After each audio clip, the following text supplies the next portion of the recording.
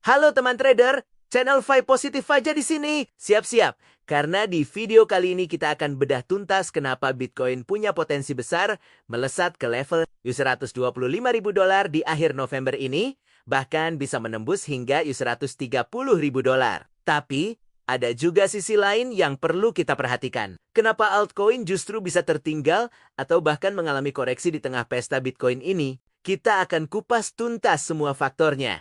Mulai dari sentimen politik, dinamika keuangan global, fenomena pencetakan uang beser-beseren, sampai rotasi modal yang masif.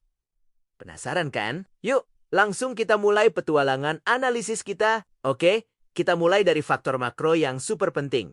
Kebijakan pemerintah dan Bank Sentral Dunia. Saat ini, banyak indikasi yang menunjukkan bahwa bank sentral besar sedang menuju ke arah pelonggaran moneter atau yang sering kita sebut monetary easing. Artinya, mereka cenderung akan mencetak lebih banyak uang untuk mendukung perekonomian global.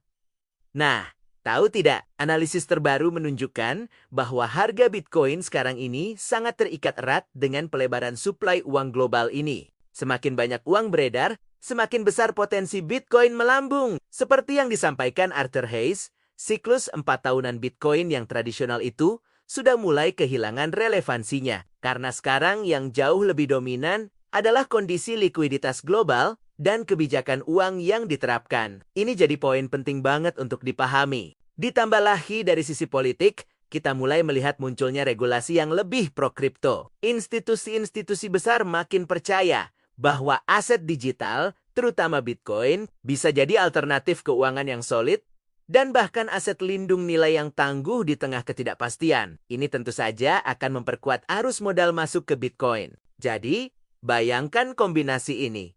Uang fiat dicetak lebih banyak, suku bunga berpotensi turun, dan investor mencari aset yang tahan inflasi. Bitcoin tentu saja jadi salah satu kandidat terdepan dan paling menarik di mata mereka. Nah, ini dia poin krusial berikutnya.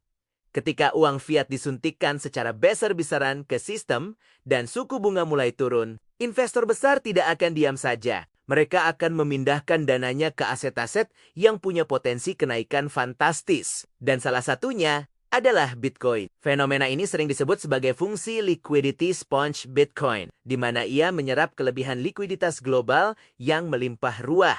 Namun, di saat yang sama, altcoin seringkali memiliki risiko yang lebih tinggi, likuiditas yang lebih rendah, dan adopsinya pun belum sebanyak Bitcoin. Jadi, ketika modal besar mulai mengalir deras ke Bitcoin sebagai kapal besar yang lebih aman dan menjanjikan, altcoin justru bisa tertinggal atau bahkan mengalami penurunan sementara. Inilah yang menjelaskan skenario di mana Bitcoin bisa naik duluan, sementara altcoin mungkin akan mengalami koreksi relatif karena adanya rotasi modal besar ini. Jadi, dengan semua faktor di atas, target $125.000 di akhir November bukan lagi sekadar impian. Jika pelonggaran moneter benar-benar dipercepat, regulasi kripto semakin mendukung, dan institusi terus mengakumulasi Bitcoin, maka melesat ke sekitar $125.000 di akhir bulan ini sangat mungkin terjadi.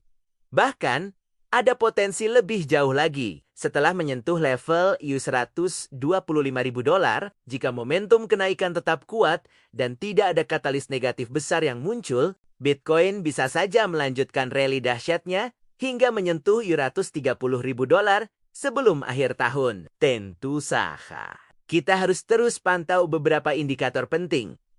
Pengumuman suku bunga atau potensi penurunan oleh bank sentral. Data inflasi yang menunjukkan penurunan signifikan sehingga memicu pelonggaran kebijakan, arus institusional yang terus masuk ke kripto, dan regulasi pro-kripto yang semakin jelas. Namun perlu diingat juga ya teman-teman, skenario ini bukan jaminan mutlak. Jika suku bunga justru naik, regulasi buruk, atau ada kejutan besar yang mengguncang pasar kripto, target ini bisa saja gagal dicapai. Jadi, tetaplah waspada dan bijak dalam mengambil keputusan. Singkatnya, teman trader, alasan utama kenapa Bitcoin berpotensi terbang ke $125.000 hingga $130.000 adalah kombinasi dari pencetakan uang yang masif, potensi penurunan suku bunga, regulasi yang makin pro-kripto, dan arus modal besar yang mengalir ke Bitcoin Untuk altcoin, jangan terlalu berharap semua altcoin ikut naik bersamaan. Kemungkinan besar,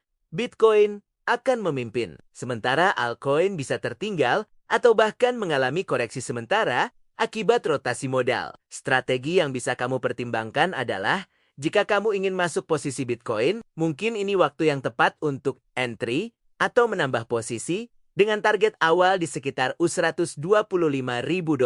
Dan jika momentum berlanjut, bisa dilanjutkan ke $130.000.